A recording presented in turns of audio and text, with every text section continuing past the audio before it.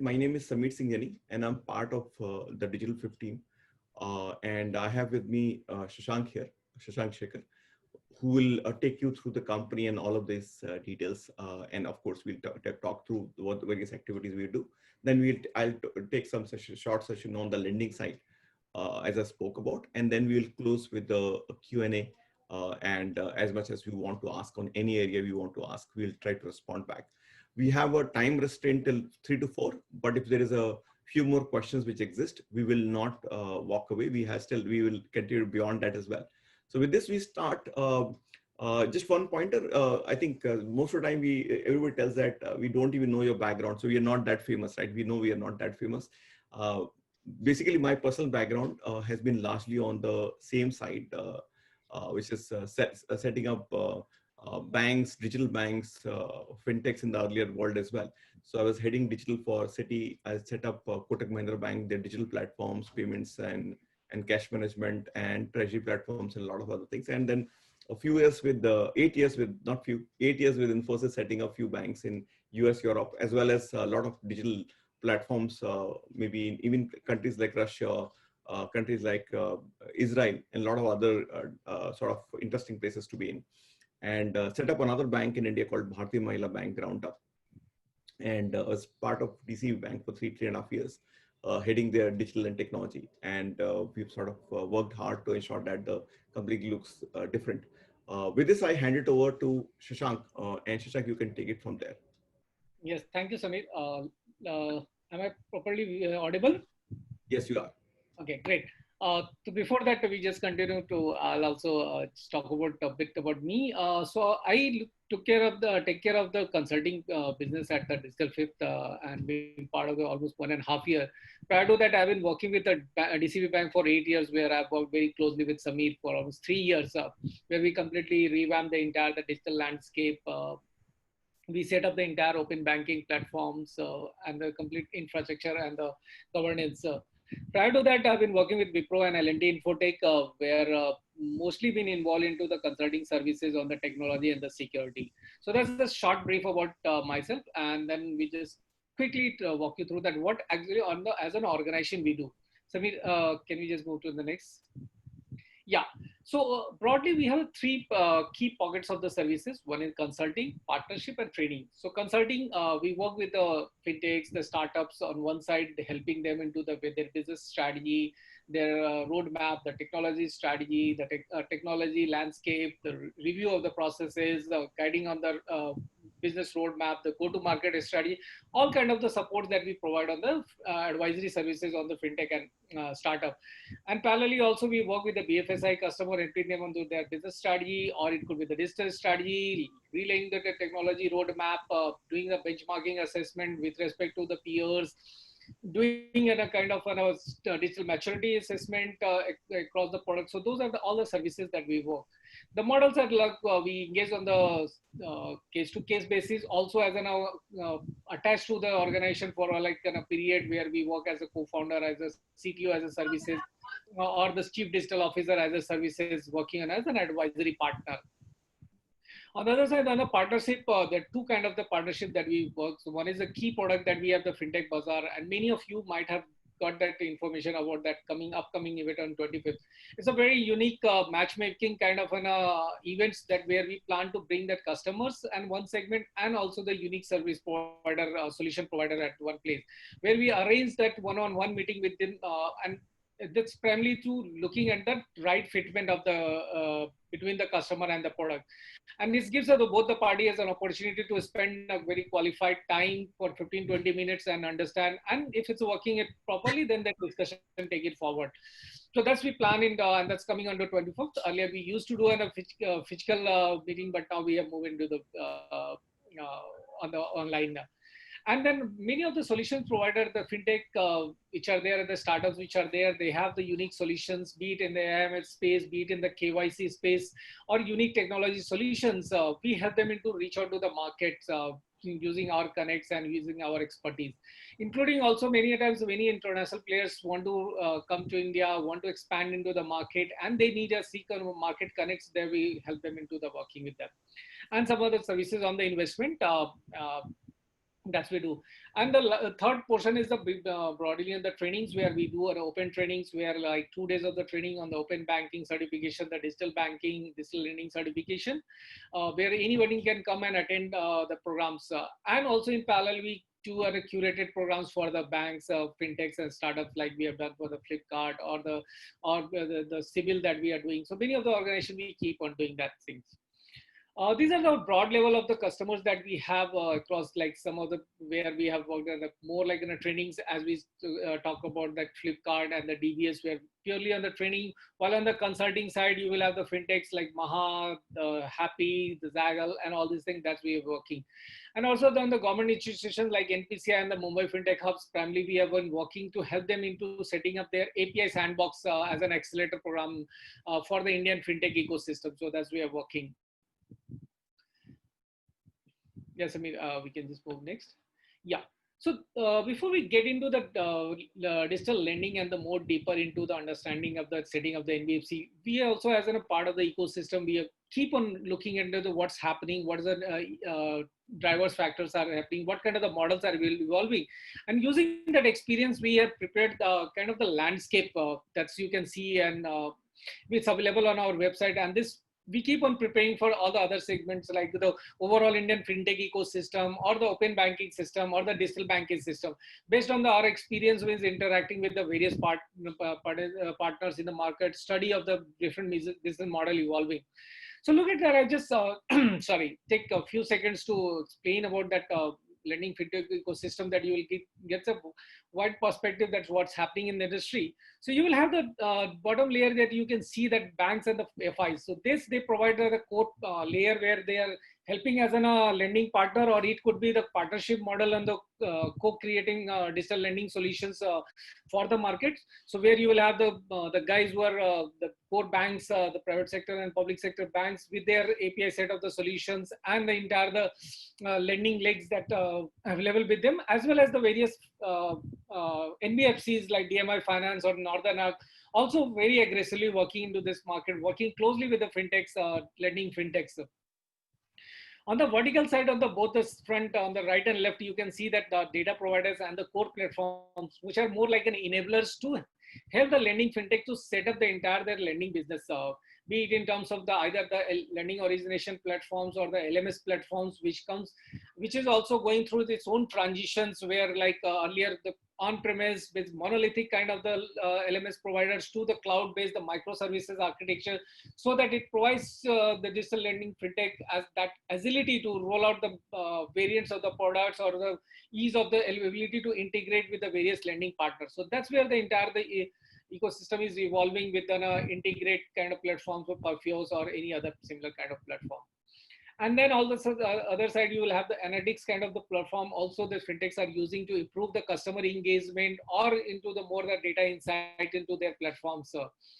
And as the collection also keep on becoming more complex and critical to the entire the lending ecosystem, the collections players are also contributing a big role into that thing. So. And the left-hand side, you see the data providers, be it in the bureaus, which always are playing a key role into the expanding in the fintech ecosystem. Fintechs are started working closely with the credit bureaus. Then in parallel to credit bureaus have level more like a structured data, then you have fintechs have started evolving in the alternate data platforms like some of the example like Lokyata and the Credo Labs. These are the guys providing the solutions which using the alternate data and help you to build a kind of the credit rule engine, enabling you to have an alternate score to help into your entire the credit life cycle. And then definitely the players like the KYC player and all these things. And in between the entire ecosystem, you see the various lending fintech models evolving. The topmost, the most critical is the SME, MSME. And there we have always been seeing that the fintech lending has contributed a lot in terms of the refining that KYC customer acquisition process, or improving upon the credit underwriting process using the alternate data like the POS-based is a very classic example where lending fintechs have transformed the the lending flow based on the customers' merchant transactions on the POS, or it could be the QR and all these things. And other players on the SME on the working capital loans or the terms loan, like be it the lending card or be it the capital float or the SME, those are the guys are also acting into that.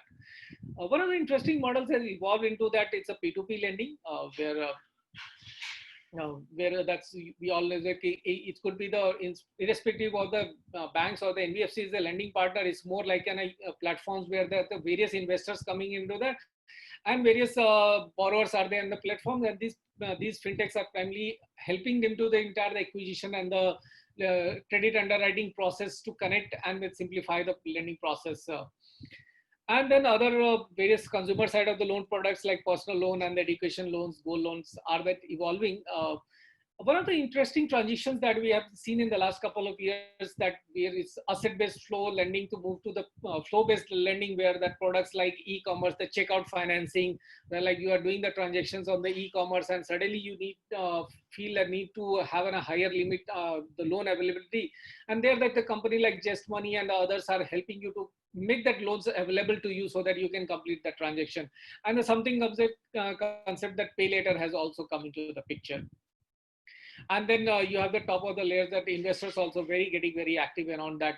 This is a very evolving as I said, the lending contributes to the maximum revenue into the financial services segment, and that's why it is one of the evolving areas is own going through the phases of the various regulations and the technology evolution that we'll see in the subsequent section, that how the transitions are happening and what's happening inside that.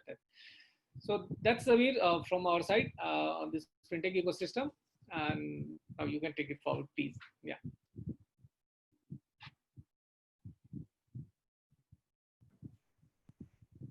Just one sec. Just one sec. Yeah. Okay. So I'm back again. Thank you, Shashank, for this. I think I'll just take off the screen because I think otherwise it get lost. You manage the flow of people. I think there's continuously jumping and joining up. I'll take care of this. Yeah. So let's move to the core business model, what we wanted to talk about today. So of course, lending has changed a lot of late, and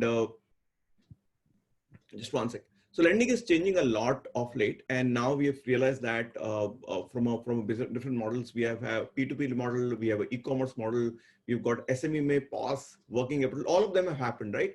Now, many of them were not understood to be a model in the previous era. So it is not that it came 10 years or 20 years back. It has just been there. The day the digital lenders entered, fintechs entered, I think these segments have come up. They were not the focus area for any bank. Typically, also even as I was looking at reports from many of the bureaus and others, I think fintechs have taken a leadership position in a very small ticket loans as such as of now. But of course, the other segments are still yet to see the impact. And hopefully in next maybe a year or two, things will change. And I will talk about why things will change. The best part is that setting up a fintech is not that difficult. So I'll give you one quick example, very short one. So this is a company called Stellabs, which is in milk IoT business. And they're right now doing for farmers, they help in milk farmers, they help in getting the whole data in. For example, if on a doodhwala, it gives the doodh in a specific sort of collection center, and that milk quality and quantity is measured by Stellabs platform. And based on that data, sort of that data can be used for multiple purposes. Primarily, it was used for giving money. So the dairy was giving money to the doodhwala based on this data. Now, of course, in the previous era, while the customer had an account, which is a Jandan account, he still did not have access to the account, credit an account, because everything was done through cash. In the new ecosystem, what is happening is the money is flowing primarily not as cash, but as credit to account. So that is one flow. Second is, while the payment is done, from an underwriting perspective, since this data, which is the amount of milk the guy has produced, the number of, even to the extent of saying number of cows the customer can have, or the milk farmer will have, and the quality of milk, you can actually figure out what the revenue structures exist for the customer and how much loan can be done.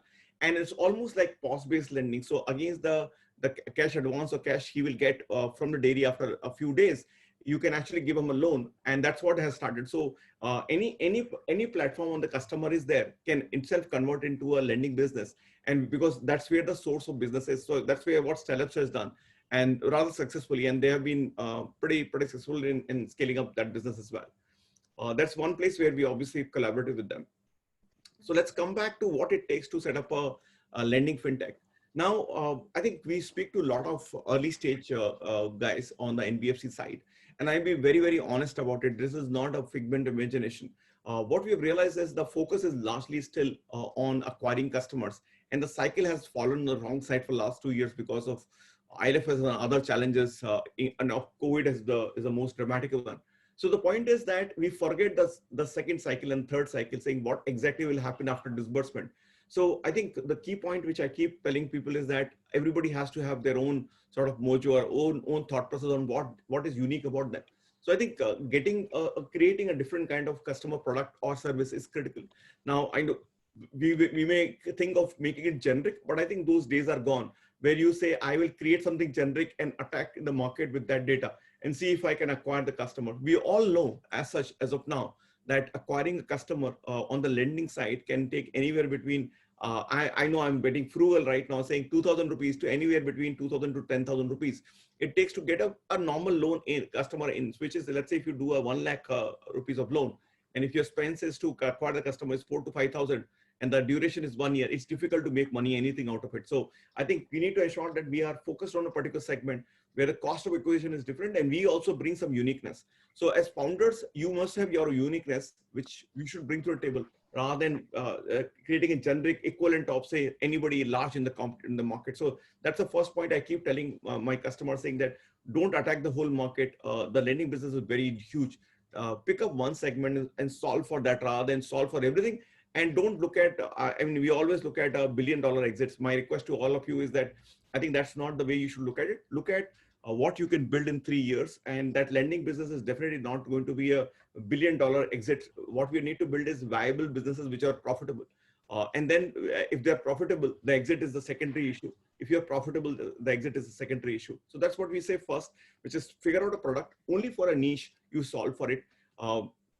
There has to be uniqueness, right? So when I say better customer experience, I don't think anybody in the market is looking at some very sort of engaging app-based experience for an account, a loan account opening. Normally, no. I mean, how many of us will ever have an app on our mobile which is of a lender? Very rarely, I would say, very, very rarely. So I think what we need to figure out is that, can I provide better interface through what the customer is right now doing? So if you can engage with the platform when the customer is there, maybe he's there on Amazon, he is there on a smaller app. I mean, we think of only large apps. I mean, there are all smaller apps, all smaller activities where the customer is. Can be part of that journey and solve for it. Of course, I would, if you can spend some money and get your own app out, it's good. But a lot of guys are successful without that experience.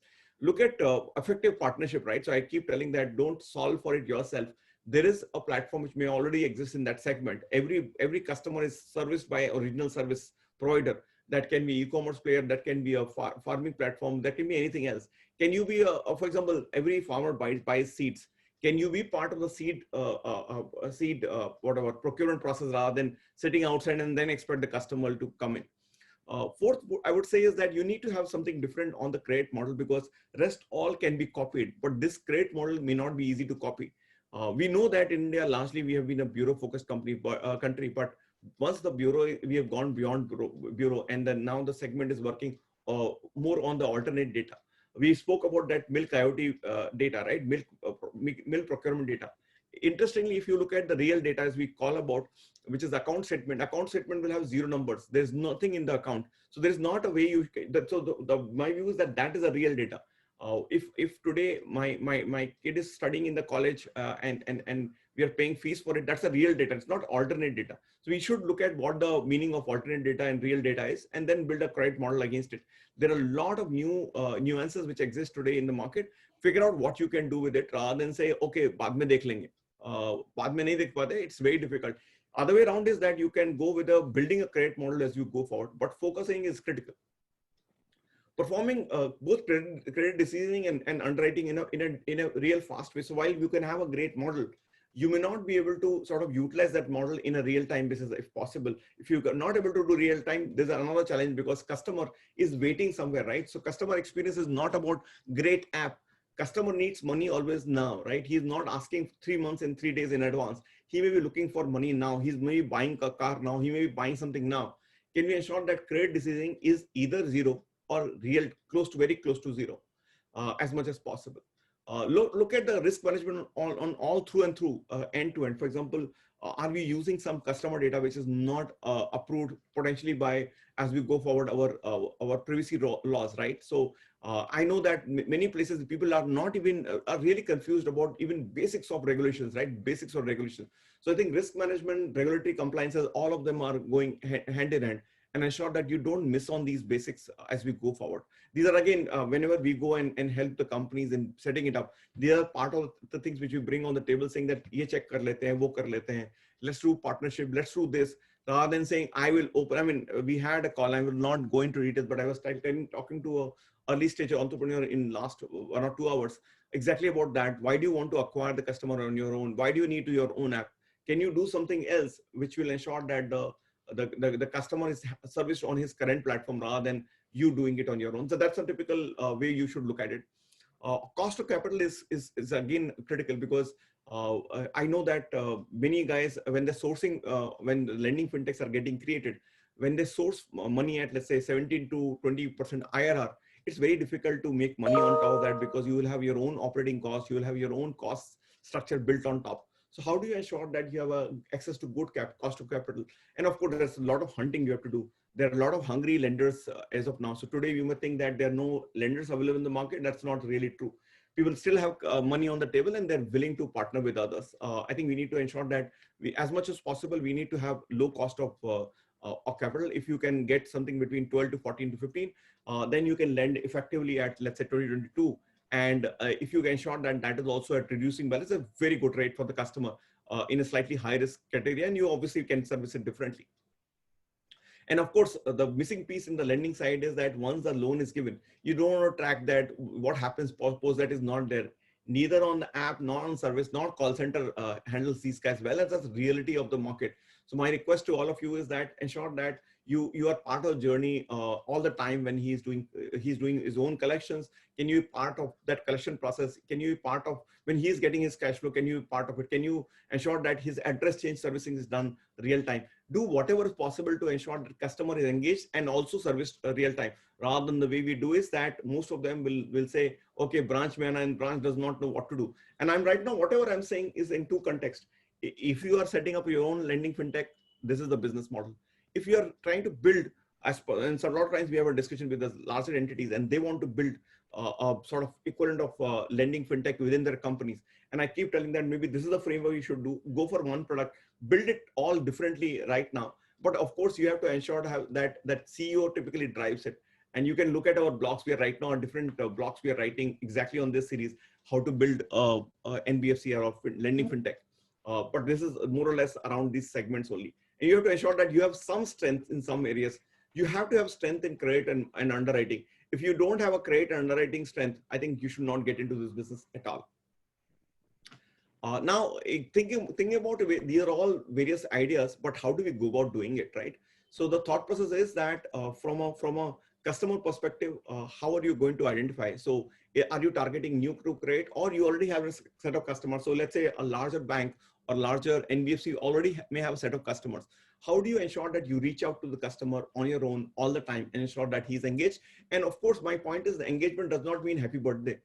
Engagement does not mean happy birthday at all. What it means is that if suppose you have given a loan to him and he's trying to buy something else, can you give him top up loan as and when he needs? Because if you will not give, somebody else will give, right? And you will have a challenge. And that's what some of the things which a few of the fintechs and larger NBFC have done it well as of now. You can look at how can you redefine yourself, saying that I can be the fastest in the game.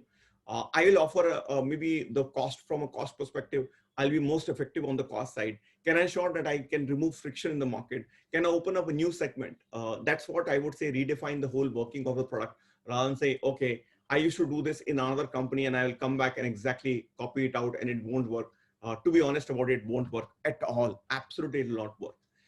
Then we come to, and this is the reason why POS lending and other lending started, because this is the new evaluation which happened over a period of time and people realized it is possible to do something so new. For example, from a collection framework, anybody is right now able to offer a part collections, which is part proceed goes to the lender and part goes to the customer. So that kind of framework exists right now. If not, build it. And of course, there are a lot of other frameworks, including escrow and others. Many, I met another fintech today. He was building something on escrow. There are a lot of guys doing very good job on that. Figure out what you can do with them to simplify. Now, coming to from there to the platforms, right? A lot of people have a current challenge with the current platform. It can be a bad platform for lending, which is LOS may be bad, or I'm right now not talking about app. I'm assuming that you can build. It's not that difficult. If you don't have a great LOS platform with APIs or a LMS platform, you will have challenges, right? So how do you ensure that and my request to all of you is that if you have a large platform which is not progressing well, don't waste your time. Absolutely, you should not waste your time. You should go ahead and rebuild it, or create an alternative to it, rather than just trying to create trying to replace it, trying to change, trying to replace it. You create a parallel LOS, because in LOS, any which way, underwriting is not and the early journey is part of it, but loan accounting is done in LMS. So you can look at it as, can we replace only the LOS platform, or create in parallel? Customer is not going to mind if he is on two LOS platform, but one LMS, he will not mind. So please go ahead and figure out if you can find an LOS platform which has APIs well built in. Or you if your LMS is creating problem, create an alternative. I'm sure customer will not mind if you take him to another LMS platform. So don't mind it, right? Shashank, I'm getting two screen may signs. Is it, if it is coming from your side, you can remove them. No, Yeah. Sabir, I think just check on your annotation. Is that? I know. I don't know from where they're coming, and it's just there. I don't know how it has come. So sorry, guys. I'm trying to figure out why these strange things are there on the screen. And if it is food type, lag raha hai mere ko. I've never seen it on its own, but it's there right now. Yeah, I think it's on my side. Annotation, yeah, annotation. Yes, Yeah, it's gone. yeah. No. The other thing is that it'll come back again, right? So let me ensure that it's not come back. Yeah. Okay. So then we go to Sabir, just take. We are 30 minutes into the session. Yeah. Okay. I'll go faster now. So, and then of course there are areas around credit decisioning. Can you create something different here in the credit decisioning? Similarly, because this is the place where people miss out on, and they think that decisioning cannot be done automated, and either rule based or even AML based. And I can tell you in the market, a lot of people are already doing it. Can you sort it out? Similar is the case with the processing and collection. So there are API based processing available. Even the loan documents are getting digitally signed, and even e-signs are possible right now. Can you use that framework? And of course, the last piece, I think, ensure that you have a self-service framework. If customer has a request, can you service it online? These are the typical challenges in the larger fintechs, and you can solve for them. And you ensure that your cost of operation is lower and the speed of transaction is better. And maybe the customer will come to you just because of that. So this is lastly, and thank you for that, because I think I have a tendency to go on and on. So let me just jump ahead. So I think the key point I want to talk about lending for Bharat. I think the idea which we had was that Bharat, which is maybe MSMEs or maybe farmers, are not very well handled. And if you look at the framework, I think when the country will become a $5 trillion economy by 2025, I think the key segments which will need focus are primarily agri as well as MSMEs, right? And that segment is still needs focus, right? So that's a place we will largely work on. This deck is actually about that. So if you want to ensure that lending is well done to these segments, what you need to do? You need to ensure that you improve the cost of credit, right? Cost of credit has to come down dramatically. Today, when we look at the customer getting an IRR of, let's say, 40%, 50% IRR, or even 60% IRR, it's not good for the customer. Of course, this segment, if you give it the 60% rate, he is likely to default. And then we'll say that default has happened because the rates are very high. So how do you ensure that there's a cost of reduction in cost of credit, reduction in time to credit? He needs it now and we give her 20 days. Access to credit, right? From where? I mean, you may think that it's easier to figure out where to take credit, but if I tell you personally, if you want a loan, where do you go? You will not know. Will you go online and put on portal, or will you go specifically to a website, or will you go to your bank? I think that is a complicated one. This is about you and me. What about the guys who don't know anything about banking? And of course, better risk management. How do you ensure that risk management is done so well that post lending also, we don't get into defaults? While cost of capital or cost of credit is well taken care of, post factor defaults are also critical. So how do you ensure that the country's NPA are brought below, let's say 2 or 3 or 4%. So I think one of the thought process which is very quickly will take is that if you want to bring it from say the 18 to 40% IRR to let's say 12 to 18% IRR, what maybe you need to do. So I think one of the thing is that instead of customer going to multiple apps and originate themselves, they already have a Beam UPI, they already have access to GST, they are on trades and they're on other platforms. Can they use that platform? So that will dramatically change the acquisition strategy. The customer does not need to figure out anywhere else. He basically applies for loan from wherever he is. If the country there are let's say 10 crore people who have a UPI app, I think 10 crore is a direct target rather than asking him to have one more app. And that's the case not just with UPI or anything else which the customer has. Today we also, of course, have a KYC framework, eKYC framework, but that also is not meant for everything, right? It is for retail customers, not built for MSME. So can we ensure that you have a framework for onboarding the customer in the single framework? That will change. So that will reduce the sort of the whole process end to end. Can we have enabled the data for all the processes given instantaneously from a single framework? So we're talking about PCR, we're talking about account aggregator, we're talking about any other data point. Can that be brought under the same framework for underwriting without asking for this much? And then good news is that we have been talking about this. This is something which is originally we had written almost 3 years, and last one and a half years we've been talking about it. And good news is some of this is already getting built as we see today. And would the country need a central risk management hub where we can figure out everything which the customer is doing, and we can figure out if he's actually making a mistake on the cash flow side as well.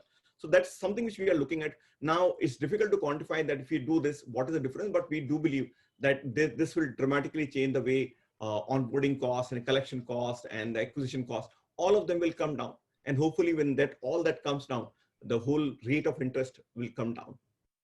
Second is turnaround time, right? And this is specifically MSME.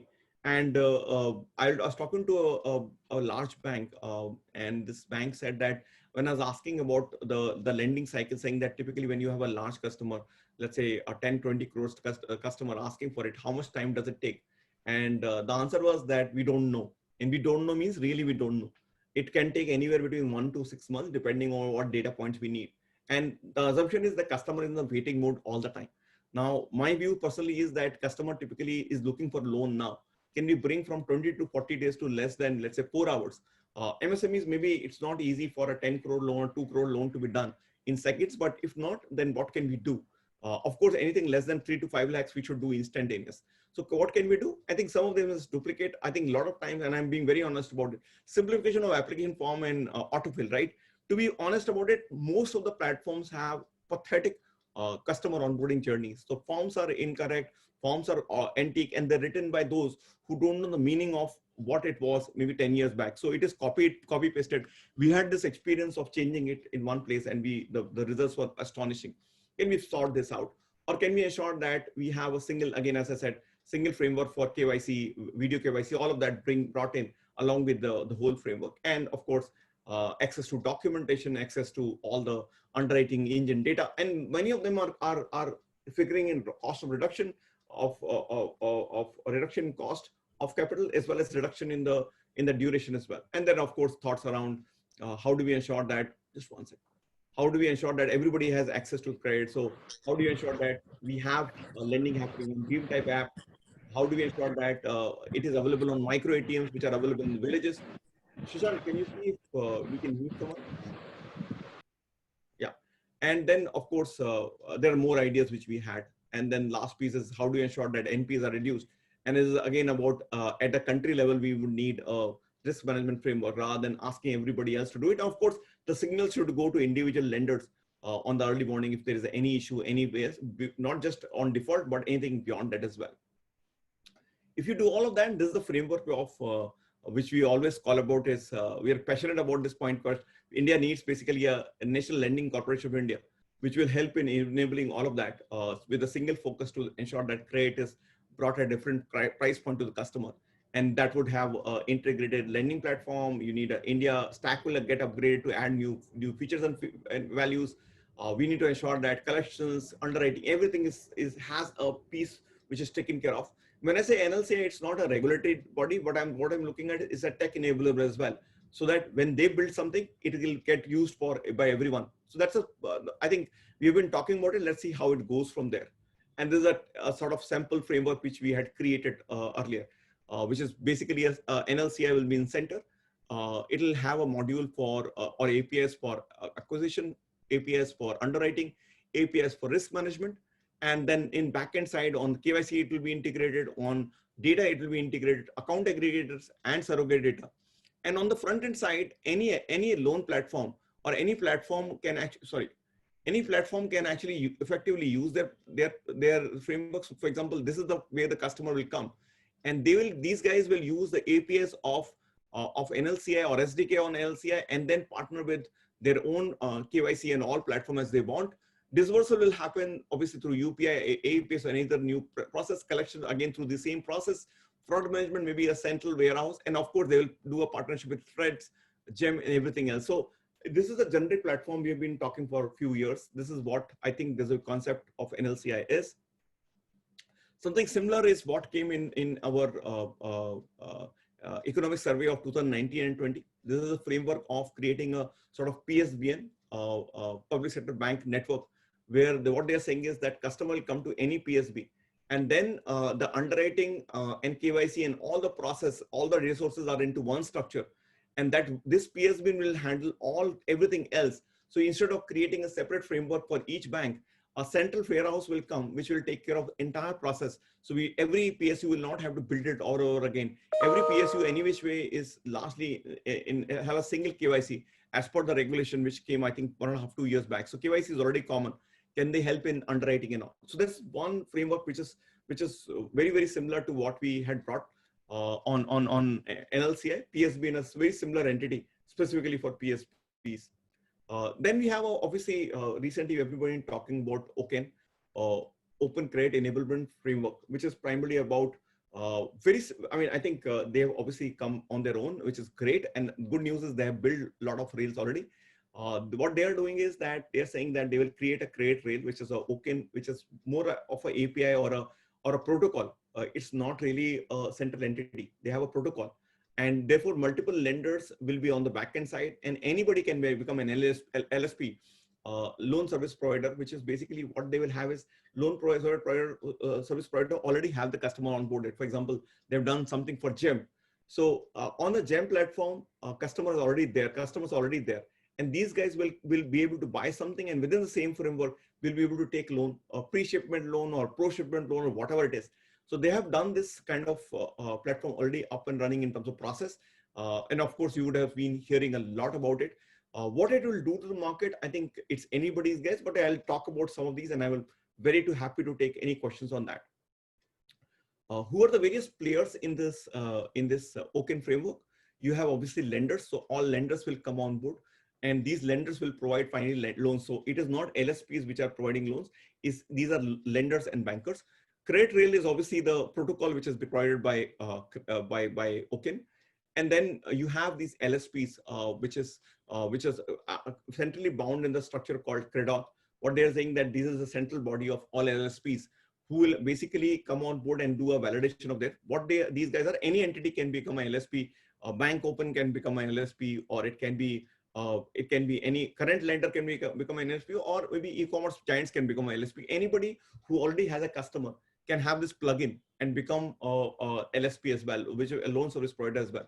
And of course, they will have access to NBFCs and AA, as well as borrowers as well will have access. Borrowers will be largely aggregating it. So this is it. And in terms of what India Stack did for OCEN, for lending, what they did was for disbursement, you could always go to UPI or IMPS or NEFT.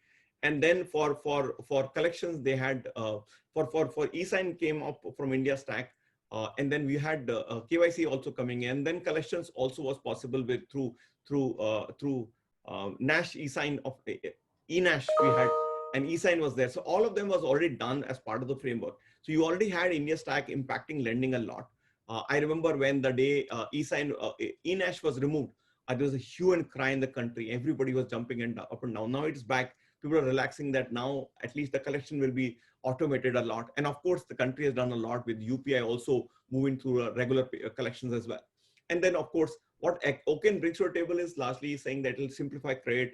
Anybody and everybody out there with different frameworks can become can come on board and take loans on the platform on which they are there. Today, the small ticket loans are difficult to get. I think that will become right priced.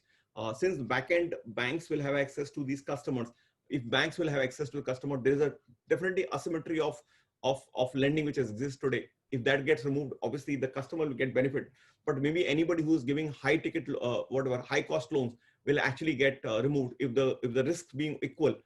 Maybe bank will take those risks if they can get that reward as well. So we are not able to access it. Maybe with accessibility, largely this some level of asymmetry in the market will go away. And largely that's what I want to. So there will be a difference. It will become UPI of lending kind of stuff. It will simplify definitely the scale, and the customer will be benefited a lot. I do believe that marketplaces will have slight impact. I don't know how much impact, but since anybody and everybody who has a customer will become LSP, those platforms which are independently standing and bringing customer onboarding the customer directly may have impact. I don't know. I don't know how to quantify. I'm not the right guy to quantify, but I do believe that as an independent observer, I do believe that there will be some impact. But for customer side, all good. For lenders, it will be as well good. So with this, Shashank, I'll hand it over back to you, and maybe you can run it for maybe next 5 to 10 minutes, and then we'll take Q&A. Yeah, thanks, Amir. And I think when you're talking about that entire NLCI, we remember all our days and the workshop when we used to explore that what are the things can happen and what are the different components that can go together. So guys, those all experience that we have learned during that as an independent consultant into these segments and very closely working with the ecosystem, we have created this entire program on the digital lending, where we just want to give you a glimpse at what we try to cover into that this digital lending programs as a whole, as a certification program. So can we move to next? Yeah. So why this program, like why we felt that there is a need for lending training program, as we have been also talking about that we keep on rolling out our thought process around that to improve the digital lending. We always feel like lending is continue to be a key drivers around the entire finance segment. This is the area where keep on getting interest, as we have seen the OCEN will again with a further push on the entire push on the segments. Even the government also keep on emphasizing a lot on the enhancing the credit digital. And for the entire financial fintech ecosystem, digital lending has always been one of the key focus areas. And we keep on seeing that new business model and underwriting models are evolving. So that's helps you to understand the better the digital lending ecosystem. Can we move to next slide, Samir? So how we see that, what are the things that we have designed it, this entire programs, like we try to explain it to you into each of the digital lending model, like how it's worked with the bank lending partner and the fintechs, what are the different models are there, entire the value chain, that how the code collaboration works, be it in the acquisition, be it in the onboarding, be it in the underwriting. So that's we get deep dive into the entire the digital lending model.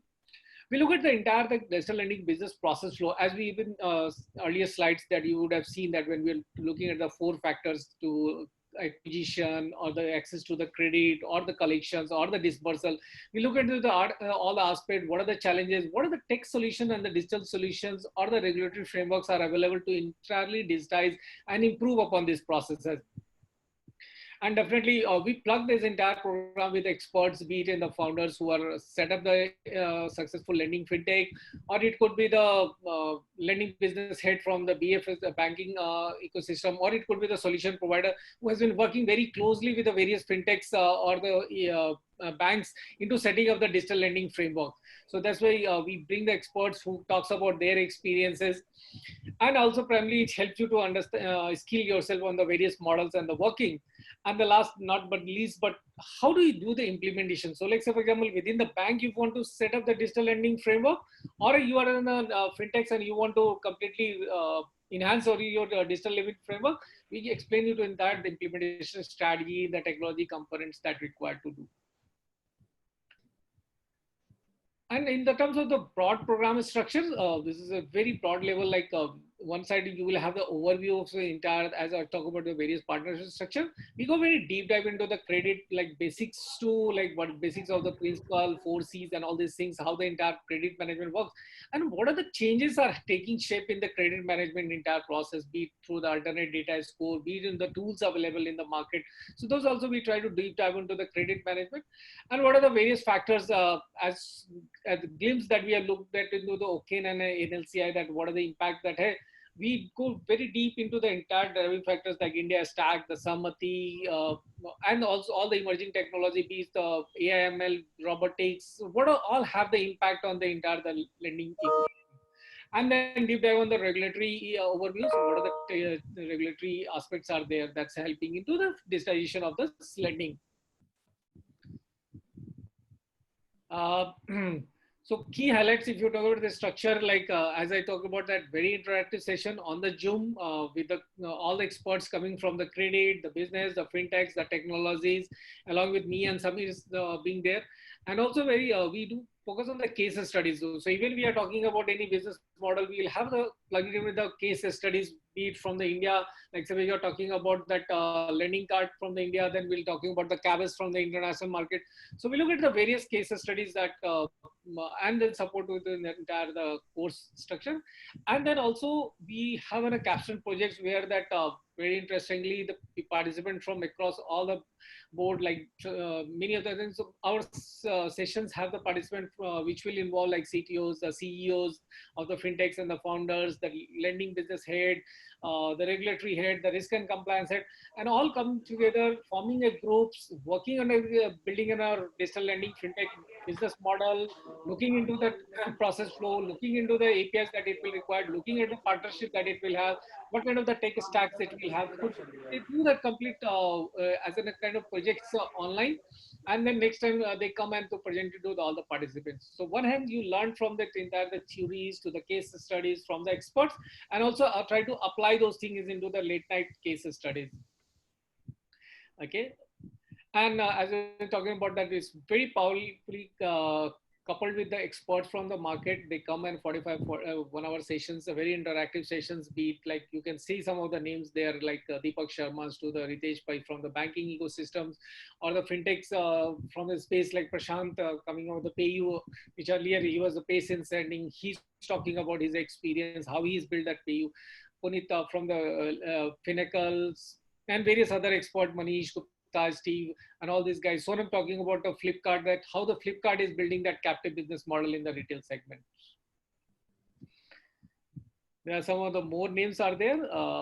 And these are the very snaps view of the earlier participants who have attended our the digital lending programs in the past, be it from the people are joining from the banks, and then also the fintechs, but also from the big techs and the consulting firms, also be it in Infosys, Siebel, Experian, McKinsey, people are joining it and attending our programs, and that's like glimpse. And so me next move. So that was our program. I think we can share the feedback forms where that people can fill their interest. If you're interested in any ones, you can put that or into the feedback form. And these are some of the programs that we are coming in the August, as we're talking about that. We have the Fintech Bazaar, as we spoke about the earlier about our Fintech Bazaar. And in the September, we are coming on the similar kind of programs on the digital banking side, where this program is more focused on the digital lending, but the digital banking focus on the entire the banking ecosystem. Just one second. Yeah. Just one second. I'm losing this 1 second connections. Yeah. Okay. Yeah.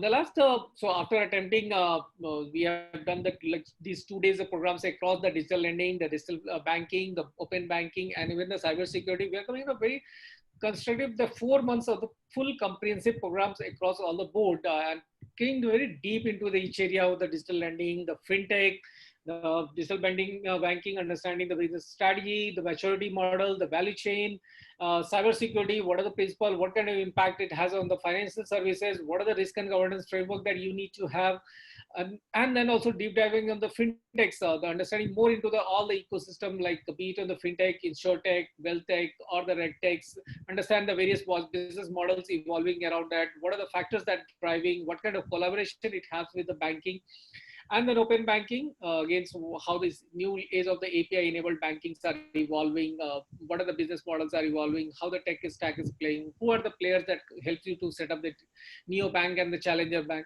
and then definitely on the broad overview on the technology. So this is the like full 4 months program that we are coming and launching. That's all. This is just a glimpse of what are the other programs that we have, and we keep on publishing our schedule on the website on time to time. So that's all from our side, Samir. I think we are open for the questions across all the topics that we have covered. Yeah, so I think I'm just looking at it. So one request to all of you, please share your feedback. Malvika would have shared the response or a request for feedback. Please share your feedback right away. We will be very happy to conduct more such sessions, because we've gone in depth on our approach, and maybe we will do more sessions on NLCI framework, how we can improve. And some of these factors also taken by care by others. And I know that people are looking at these data points as well. So I think with this, I'll take maybe 1 or 2 questions which are already there on my platform, and please keep sharing your question. So I think the question which is there is that how do we estimate the customer acquisition cost? I think these are all practical, real examples. So I think the best way of doing it is that you reach out to the set of NBFCs and banks and the early stage or smaller NBFC, and you'll see a differential on the pricing side. Finally, those who win are not those guys who can only better underwrite, but they're also guys who can actually better onboard the customer. If your customer onboarding cost is 2,500 to 5,000 rupees, it's very difficult to create a small ticket product, because if that is the cost, then you as well have to spend that much of money. So to the extent, the fact of the matter is that you can check with the market and baseline yourself. So if your baseline is slightly at the same average price of the market or slightly higher, of course you will be non-competitive. So figure this out. I think those who have figured this out, that they can actually collaborate with others and acquire customers better, have survived much more than anybody else. Otherwise, it's like spray and pray. You keep expending more on campaigns and trying to figure out how can you get business. So if you can be captive somewhere, that's what will help. Then the question is, there are many small businesses who are not in the banking channel. How to bring them on board with taking loans? I think the pointer which is there as part of NLCI and of course OCEN as well is that customer is definitely somewhere, right? He's going to, if you're talking about small villages, he's walking to his maybe banking agent or as we call a micro ATM owner to get cash, or maybe he's going to a nearby some sahukar somewhere he's going, or he's going to a shop. So wherever he's going, can you become a partner of that ecosystem and then build your business? That's what will work, because anyway, you and me definitely go somewhere. And that place has to be caught. It can be on a digital world or in a physical world, doesn't matter. I think the more we think that it can be only digital, it won't work. People are on both sides. So how do you ensure that, of course, you use digital piece more than anything else? That will help. The next question is that from Shreyas is, what is the prerequisite for the certification? I think finally it's intent. Rest all is an ecosystem we build. Of course, you are not from this ecosystem. You will still learn. If you are, but we typically don't take people who are straight out of colleges. It may be difficult for them to learn in this diverse group. So our diverse group is typically size is around 50 odd people on the platform, and these trainings are given primarily to CXOs and senior guys and enthusiasts. So if you are looking at, you're young, maybe 2 years experience, but very keen to get into it, I think we're very happy to take it. But if you have no background and getting in, it may be difficult for you. So you may still get certified at the end because you learn enough, but it may be difficult for you if you have no experience. But if you have experience, I think it should be good. Intent of learning about fintech is critical. We've had guys from across board coming without any background or not, but if they had intent, they've been able to build. In fact, on open banking side, for example, good 40% of the senior guys in the country have been trained in our session in one way or other. And of course, on the digital lending side, it's a larger ecosystem. So I wouldn't say 40%, but good, I think 10-15% of the market seniors are part of our ecosystem, either as trainers or as part of the participants. And of course, with this, the secondary activity or secondary impact you will see is that you are part of our ecosystem, which means that we are not big guys. We are not saying that we are like, we're running an alumni framework, but we have enough groups where you will have access to. So if you are starting your own company, you can find co-founders, you can find technology platforms, you can find customers, you can find a lot of things in the same framework rather than running around. So that's a benefit as well. You will get when you join. Of course, these 2-day sessions are happening regularly. So we have it coming up in end of this month. But of course, there will be more coming up. So you can have this schedule. Digital banking is coming up next month.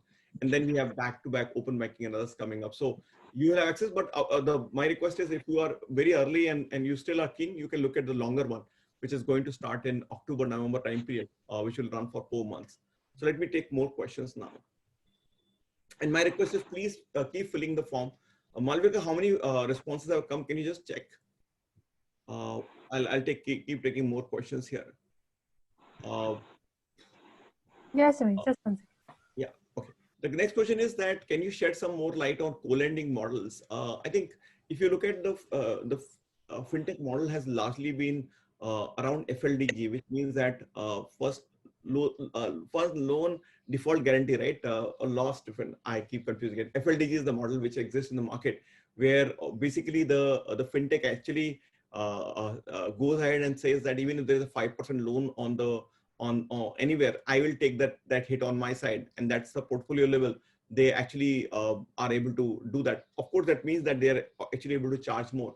But this model, of course, can work to some extent. But many entities are now trying to do co-lending, which means that they originate a loan, they use their own KYC process, everything is on their own, and then they do a partnership with another entity, which is a low cost of operations, and maybe it's typically a larger bank or larger NBFC, and they ensure that the books are split between two. It can be a ratio of 10-90, 80-20, whatever ratio you want to do. They're split between two. So therefore, bank is very happy saying that, okay, if I have a risk, the partner also has a risk because the books are built on both sides, and that's how it works. So whenever the revenue also, or maybe collection also happen, that is also split between these two entities. So co-lending works largely in that, say, two guys come together, but of course one takes the lead, because the one guy, which is typically a fintech, is actually taking the lead to get the customer onboarded. Just next question is from Shreyas. How can we build a machine learning model after making an expert scorecard in Excel? I think that is something I'll leave it to our expert who come on the session. I'm not I'm not an underwriting expert, but we have experts who come on the session, both on the business side and technology side, who talk about it. But generically speaking, I think the rule-based structure already exists as of now.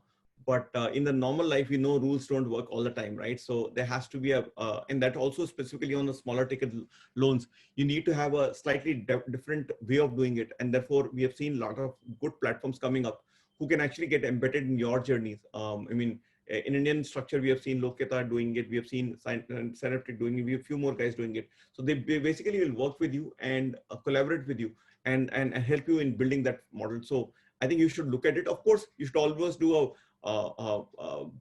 validating the same data on the backtesting side. You must do it.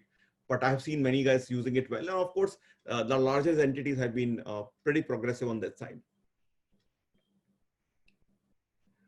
Shreya is saying digital KYC for private company for lending. So I think while on digital signature side, many things are happening, are possible. My view is that, for example, when you do partnership, lending for partnership or lending for individuals, which is a sole proprietor, can we use our video KYC and can we use our eKYC? I think some of them are not very clear, and that is something which if it can come on board, this issue will get solved. So this is again work in progress. No answers right now. Good news is that at least the eKYC has come back for bankers, and video KYC is available for all individual customers. Hopefully, with time, more will change. Then the next question is how existing lending system providers can quickly become OCEN compliant. I think OCEN has given its own framework of a checklist, which you can of course use. They're also working on the certification framework for OCEN partners, which means that, just one second.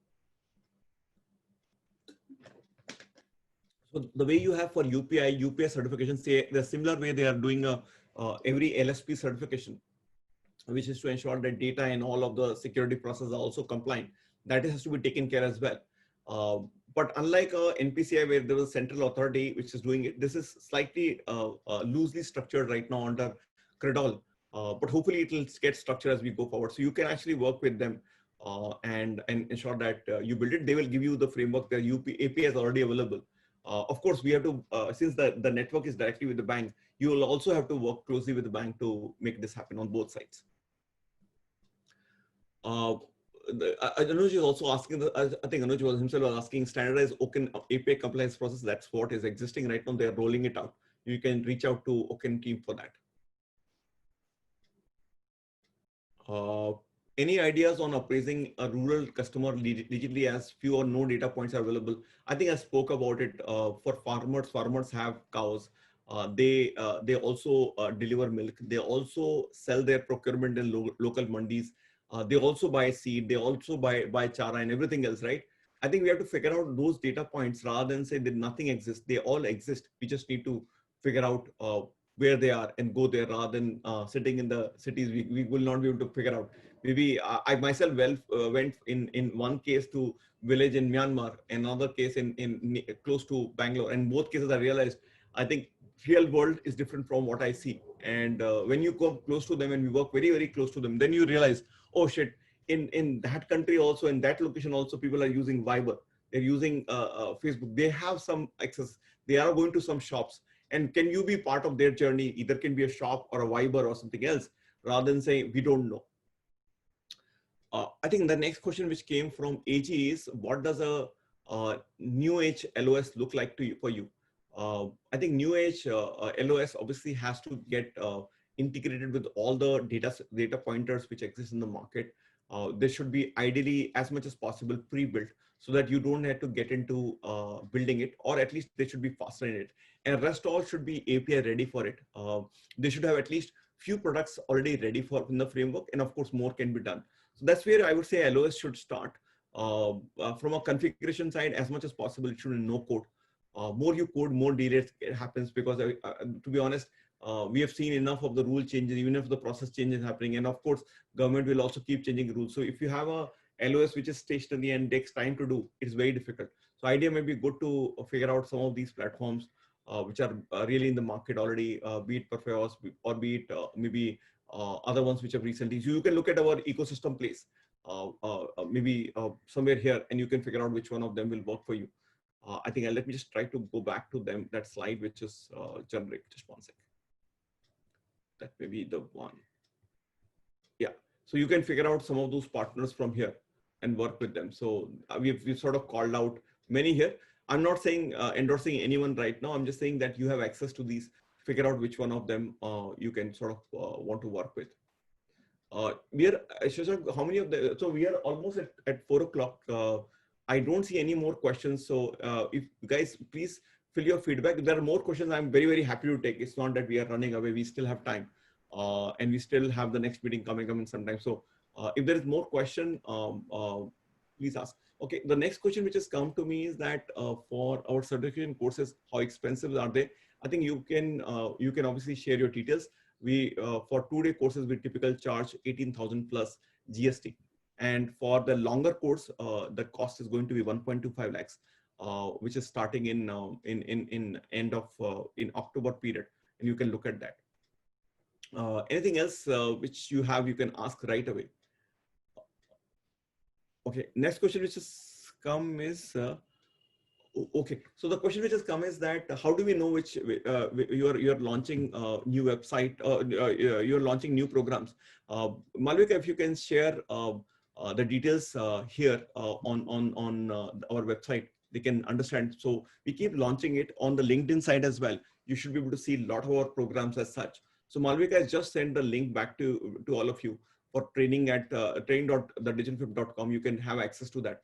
and use that. So there we keep launching. Of course, LinkedIn is a place where we can give you access. Of course, as things progress, you will get all the access which you want. So we keep doing it. We would love to work with you. Anything else? So I think with this, Malvik, how many feedback forms have you received? We are around 14 as of now. Okay. So my request to all of those who are still there, please fill up the form. Just to, I think one question which is there beyond lending, which other courses you have? Let me just try to show you what other courses. So I think other than that, we have two banking. Yeah, so we have courses around digital banking. We have courses on open banking. Open banking courses are very, very popular. Very, very popular. So that will come in October, November time period. We also do specifically on fintech as well. We do a certification also on cyber security. Cyber security is also one big element we do. And what we've seen is people typically end up doing 2 or 3 of them as they need and require in their normal life. And a lot of people have sort of changed their roles. In fact, one of the questions which has come also is that what is the benefit you will get when you be part of it? I think we've seen that those who are part of our journey 3 years back, a lot of them have moved into the fintech domain. They've changed roles. They changed their role. I think one of the person has moved immediately from the current role immediately after that to a bigger role which is purely focused on open banking. A lot of open banking, a lot of normal fintech guys have joined our session and built their open banking platform. So it's a mix and match. A lot of guys who are from other segments have joined our fintech business, fintech trainings and set up their own business. So it is a mix and match, but that's where we are right now. And my request, keep filling the form as such. Shashank, Srikanth, anything which you are missing or we close now? No, I think so we have covered all what we planned for. Yeah, keep giving us feedback. We'll come back with more such interesting webinars. Thank you, guys. Thank you. Thank you very much. Thank you.